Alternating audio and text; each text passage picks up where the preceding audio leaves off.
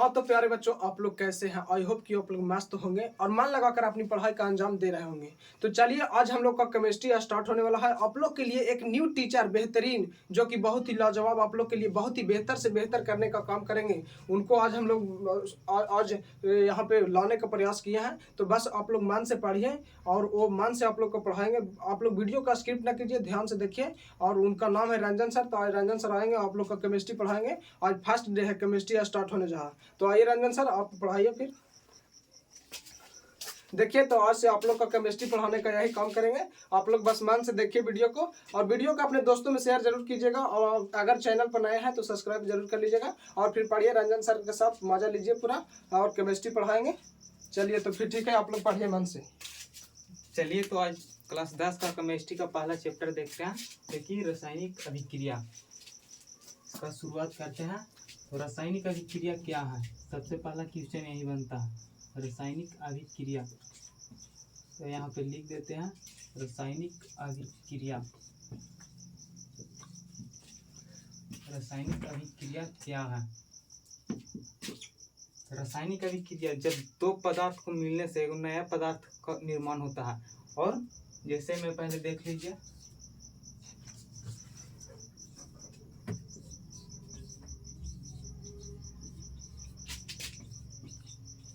जब दो या दो से अधिक पदार्थ को मिलने से एक नए गुण वाला पदार्थ का निर्माण होता है, जिसे रासायनिक अभिक्रिया कहते हैं।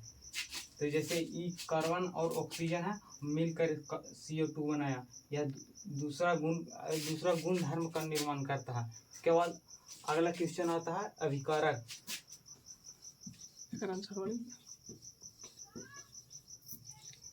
अभिकारक रासायनिक अभिक्रिया में जो भाग लेता है उसे अभिकारक कहते हैं। जैसे कार्बन और ऑक्सीजन भाग लिया, इसको हम अभिकारक कहेंगे। और प्रतिफल, जो मिलने से जो पदार्थ का निर्माण होता है उसे कहते हैं प्रतिफल। ये है CO2 बना, इस प्रतिफल के अंग, प्रतिफल को उत्पाद भी बोलते हैं, कंफ्यूज मत करिएगा। इसके बाद अगला क्वेश्चन, रासायनिक अभिक्रिया की विशेषता। आगे देखते हैं। तो पहला क्वेश्चन का पहला आंसर पहले लिख देते हैं, आप लोग देख लीजिए। रासायनिक अभिक्रिया क्या है? जब कोई पदार्थ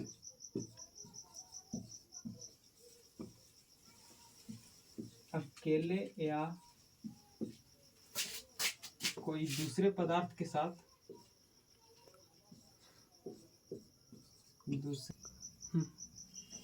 तो रासायनिक अभिक्रिया क्या है? जब कोई पदार्थ अकेले या किसी दूसरे पदार्थ के साथ मिलकर नए गुण वाले पदार्थ का निर्माण करता है, उसी को रासायनिक अभिक्रिया कहते हैं। जैसे एग्जांपल देख लीजिए, H2 + O2, तो H2 है, यहाँ पे हाइड्रोजन ऑक्सीजन गैस है, यहाँ पे जल बन गया H2O। तो यह नए गुण वाला पदार्थ का निर्माण किया।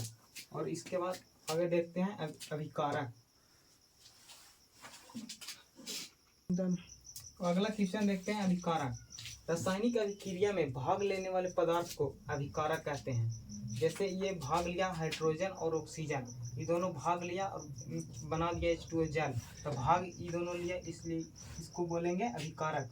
तो रासायनिक अभिक्रिया में भाग लेने वाले पदार्थों को अभिकारक कहते हैं। तो अगला क्वेश्चन देखते हैं, इसको मिटा देते हैं।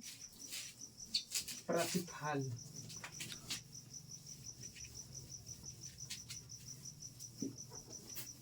प्रतिफल रासायनिक अभिक्रिया में भाग लेने से जो नया पदार्थ का निर्माण होता है उसे प्रतिफल कहते हैं। को देखते हैं। प्रतिफल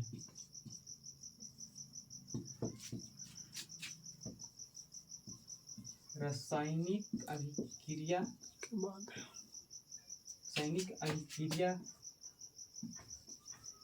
के बाद जो पदार्थ का निर्माण होता है,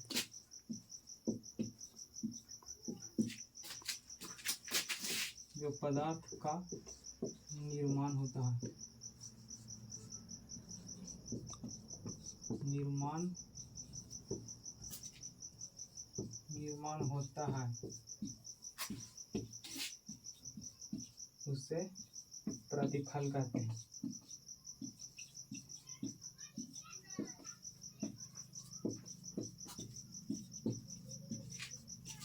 तो जैसे में देख लीजिए C+O2, यह अभिक्रिया है C+O2, तो यहाँ पे बनेगा CO2। तो अभिक्रिया के बाद जो पदार्थ का निर्माण होता है तो इसमें CO2 का निर्माण हुआ, इसको प्रतिफल कहेंगे। प्रतिफल। रासायनिक अभिक्रिया के बाद जो पदार्थ का निर्माण होता है उसे प्रतिफल कहते हैं। जैसे C+O2, कार्बन और ऑक्सीजन अभिक्रिया में भाग लिया और नया पदार्थ का निर्माण किया, जो कुछ है CO2, इसको प्रतिफल बोलेंगे। अब अगला क्वेश्चन देखते हैं, रासायनिक अभिक्रिया की विशेषता। रासायनिक अभिक्रिया की विशेषता देखते हैं।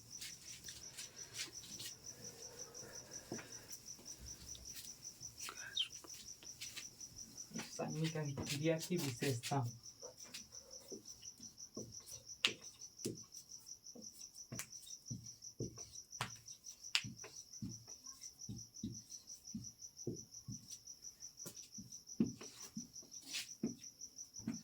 विशेषता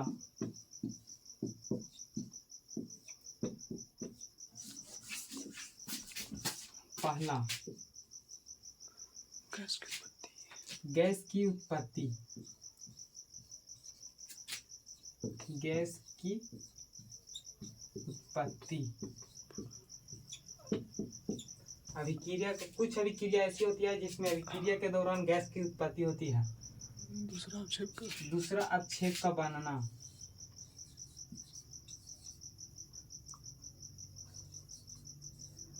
अवक्षेप का बनना। तीसरा होगा रंग में परिवर्तन।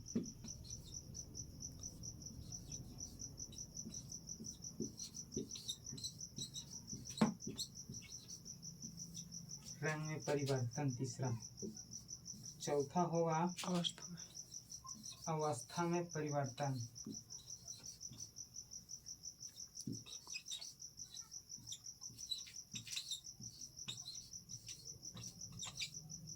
और पांचवा होगा ताप में परिवर्तन।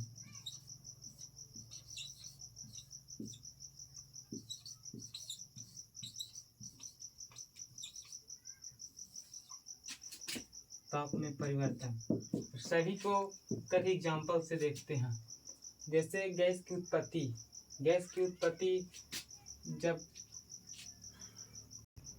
इसको रासायनिक अभिक्रिया की विशेषता, पहला गैस की उत्पत्ति, दूसरा अवक्षेप का बनना, तीसरा रंग में परिवर्तन, और चौथा हो गया अवस्था में परिवर्तन, और पांचवा ताप में परिवर्तन। इसके बाद अगले क्वेश्चन देखते हैं, रासायनिक समीकरण क्या है। रासायनिक समीकरण क्या है, अगला टॉपिक यही है। रासायनिक समीकरण क्या है। रासायनिक समीकरण। रासायनिक समीकरण क्या है। रासायनिक समीकरण क्या है। रासायनिक समीकरण क्या है। रासायनिक समीकरण में भाग लेने वाले पदार्थों को उसको सूत्र एवं संकेत की सहायता से संक्षिप्त निरूपण किया जाता है, जिसे रासायनिक समीकरण कहते हैं। रासायनिक अभिक्रिया में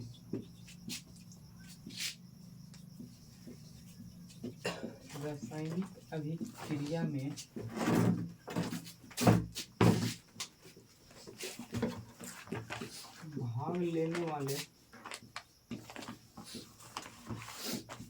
वाले पदार्थों को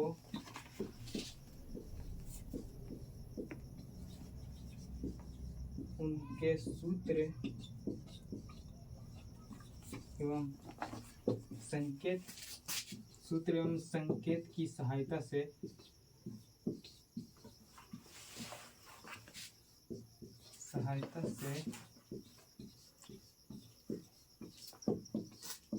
संक्षिप्त निरूपण किया जाता है।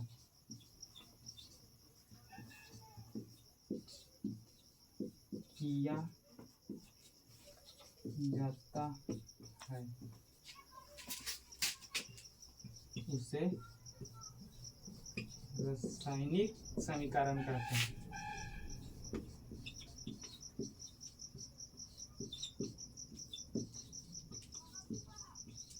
समीकरण कहते हैं। इसका एग्जाम्पल यहाँ पे देख लीजिए, समझ में आ जाएगा।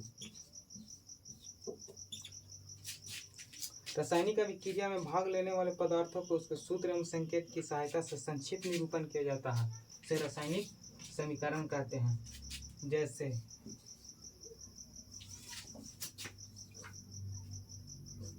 हाइड्रोजन प्लस ऑक्सीजन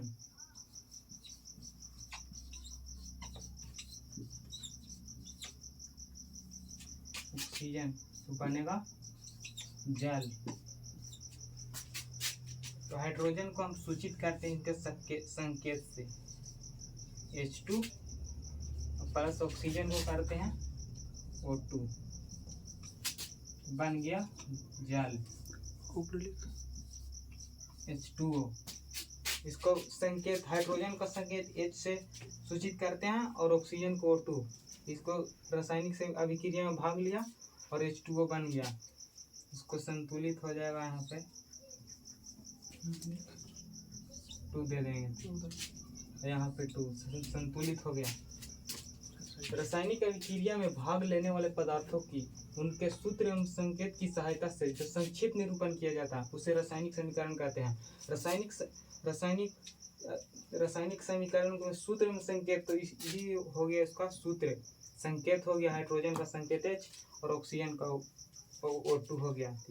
इसमें यही मुख्य बिंदु है कि सूत्र एवं संकेत की सहायता से संक्षिप्त निरूपण किया जाता है। अब अगला क्वेश्चन देखते हैं। तो अगला क्वेश्चन, संतुलित रासायनिक समीकरण क्या है? तो संतुलित रासायनिक समीकरण वह है जिसमें तीर चिन्ह के बाईं ओर और दाईं ओर प्रत्येक तत्वों की परमाणु संख्या एक समान होती। जैसे H2 और O2 प्लस 2H2O बना, इसमें प्रत्येक तत्व E हो गया और E तत्व हो गया। इसमें परमाणु संख्या देखेंगे तो 2 गो इधर है, 2 में इधर 2 2 4 हो गया, 4 हाइड्रोजन है, इधर भी 4 हाइड्रोजन है। ऑक्सीजन O2 2 ऑक्सीजन, यहाँ पे परमाणु 2 है, तो यहाँ पे भी 2 है, ये संतुलित हो गया। अब देखते हैं अगला क्वेश्चन, असंतुलित रासायनिक समीकरण। असंतुलित रासायनिक समीकरण वह है जिसमें तीर चिन्ह के बाईं ओर और दाईं ओर प्रत्येक तत्वों की परमाणु संख्या एक समान नहीं होती है। जैसे ये तीर चिन्ह हो गया, इसमें बाईं ओर और दाईं ओर तत्वों की परमाणु संख्या एक समान नहीं होती है। जैसे H2 हाइड्रोजन 2 है, इसमें हाइड्रोजन 2 है, यहाँ ऑक्सीजन 2 है लेकिन ऑक्सीजन 2 नहीं है, तो इसको बोलेंगे असंतुलित रासायनिक समीकरण है। यहाँ पे अगर यहाँ 2 लगा रहता, यहाँ 2 लगा रहता, तो इसको बोलते हैं संतुलित रासायनिक समीकरण। लेकिन यहाँ पे ऑक्सीजन यहाँ पे 1 परमाणु है, यहाँ ऑक्सीजन का 2 परमाणु है, इसलिए इसको हम बोलेंगे असंतुलित रासायनिक समीकरण है। अब अगला क्वेश्चन देखते हैं। अगला क्वेश्चन देखते हैं, संतुलित रासायनिक समीकरण संतुलित करना सीखते हैं हम लोग। संतुलित कैसे किया जाता है एकदम सरल भाषा में सिखाएंगे, आगे देखिए। संतुलित करना कोई भी क्वेश्चन ले लेते हैं।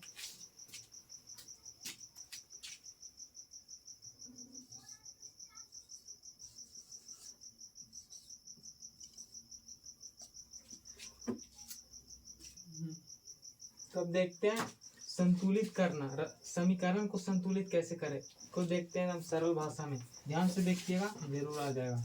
पहले एफ ही पहले यहाँ उतार देंगे, 3 परमाणु है ना, 3 को उतार देंगे, हाइड्रोजन और ऑक्सीजन है। और बाईं ओर देखेंगे समीकरण, तीर चिन्ह के बाईं ओर एफ ही यानी फेरस है, तो इसमें 1 परमाणु है, तो 1 यहाँ पे लिख देंगे। हाइड्रोजन 2 है तो 2 लिखेंगे, और ऑक्सीजन 1 है तो 1 लिखेंगे। अब तीर चिन्ह के उधर देखेंगे, उधर एफ ही कितना 3 है, और हाइड्रोजन देखेंगे यहाँ पे 2 परमाणु है तो यहाँ 2 लिखेंगे, और ऑक्सीजन 4 है, 4। ये तो असंतुलित है, यहाँ पे 1 परमाणु है, यहाँ पे 3 परमाणु है। इसको संतुलित करेंगे तो पहले नंबर किसको परमाणु बराबर करेंगे, तो परमाणु बराबर कब होगा, इधर 3 है, इधर 3 से गुना कर देंगे तो फेरस तो ये बराबर हो गया। अब हाइड्रोजन देखेगा, हाइड्रोजन तो पहले से बराबर है। अब देखेंगे ऑक्सीजन, ऑक्सीजन इधर 1 है, इधर 4 है, तो यहाँ 4 से करेंगे और यहाँ 4 से करेंगे तो इसमें भी हो जाएगा, पूरा में 4 से गुना होगा, तो इसमें हाइड्रोजन में भी करना पड़ेगा 4 से। तो इधर हाइड्रोजन होगा 4 दूना 8 हाइड्रोजन, इधर 2 है, तो इसका संतुलित करना पड़ेगा।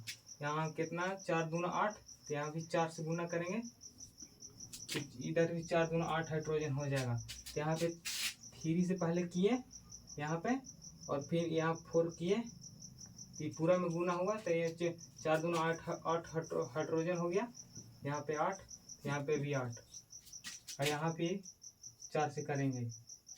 अब संतुलित हो गया, अब संतुलित हो गया समीकरण। अब अगला क्वेश्चन देखते हैं। Mg, तो Mg पहले यहाँ उतार देंगे,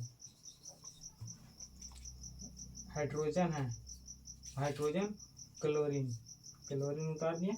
अब तीर चिन्ह के बाईं ओर देखेंगे, मैग्नीशियम का 1 परमाणु है, तो 1 परमाणु है तो 1 लिख दिए, और हाइड्रोजन का भी 1 परमाणु है, तो 1 परमाणु यहाँ पे लिख दिए, और क्लोरीन का भी 1 परमाणु लिख दिए। अब दाईं ओर देखेंगे, तीर चिन्ह के दाईं ओर मैग्नीशियम है, तो 1 परमाणु है, इधर भी 1 परमाणु है, तो 1 परमाणु लिख दिए, यह तो बराबर है। और हाइड्रोजन देखेगा, हाइड्रोजन के इधर 2 परमाणु है, इधर 1 परमाणु, इधर 2 परमाणु, तो 2 परमाणु लिख दिए, और क्लोरीन के इधर 2 परमाणु है, तो 2 परमाणु लिख दिए। अब इसका बराबर करेंगे, तो यहाँ पे 2 है, यहाँ पे 1, तो यहाँ पे 2 अगर 2 करेंगे गुना, तो यहाँ पे 2 परमाणु हो जाएगा, इधर तीर चिन्ह के बाईं ओर 2 परमाणु हो जाएगा। तो इसमें अगर 2 से गुना करें तो इसमें भी हो जाएगा, तो यहाँ भी करना पड़ेगा। अब संतुलित हो गया, मैग्नीशियम का 1 परमाणु इधर, तो 1 परमाणु इधर भी, यहाँ पे 2 परमाणु हाइड्रोजन का हुआ, तो इधर भी 2 हाइड्रोजन का हो गया। और क्लोरीन का देखेंगे, क्लोरीन का उधर 2 परमाणु है, इधर भी 2 परमाणु होगा, इस तरह संतुलित हो गया। अब अगला क्वेश्चन देखते हैं। चलिए तो अगला क्वेश्चन देखते हैं, संतुलित करना सीखते हैं। 2 कर लिए, तीसरा क्वेश्चन देखते हैं। पहले एल्युमिनियम है, तो एल्युमिनियम Al लिख दिए, और हाइड्रोजन है, तो हाइड्रोजन और सल्फेट, सल्फेट। और इसका परमाणु देखते हैं, तीर चिन्ह के बाईं ओर इसका एल्युमिनियम का परमाणु एक सिंगल है, एक अकेले है, तो अकेले 1 लिख दिए, और हाइड्रोजन का 2 है, तो यहाँ पे 2 हाइड्रोजन का परमाणु है, 2 लिख दिए, और सल्फेट का 4 है, तो यहाँ पे लिख दिए। अब तीर चिन्ह यहाँ पे अब SO4 देखेंगे, तो SO4 यहाँ पे 1 परमाणु है, तो यहाँ पे 1 परमाणु लिख देंगे। और तीर चिन्ह के बाईं ओर देखेंगे एल्युमिनियम का, एल्युमिनियम के इधर 2 परमाणु है, तो यहाँ पे 2 लिखेंगे। और हाइड्रोजन का देखेंगे, हाइड्रोजन को उधर 2 परमाणु है, तो यहाँ पे 2 लिख देंगे। और सल्फेट का 3 परमाणु है, तो यहाँ पे 3 लिख देंगे। अब संतुलित करेंगे, परमाणु दोनों तरफ बराबर करेंगे, तो एल्युमिनियम के इधर 1 परमाणु, इधर 2 परमाणु, तो यहाँ पे 2 से गुना करेंगे, तो इधर 2 परमाणु हो जाएगा। अब हाइड्रोजन को बराबर करते हैं, हाइड्रोजन इधर 2 परमाणु है, इधर भी 2 परमाणु है, तो 2 इधर, तो संतुलित है हाइड्रोजन। अब देखते हैं सल्फेट का, इधर 1 परमाणु है, इस सल्फेट हुआ, तो इधर 1 परमाणु है, और इधर 3 परमाणु है, इसमें 3 से गुना करना पड़ेगा। तो ये गुना अगर ये पूरा में करना पड़ेगा, यहाँ से यहाँ तक, तो ये हाइड्रोजन में भी गुना करना पड़ेगा।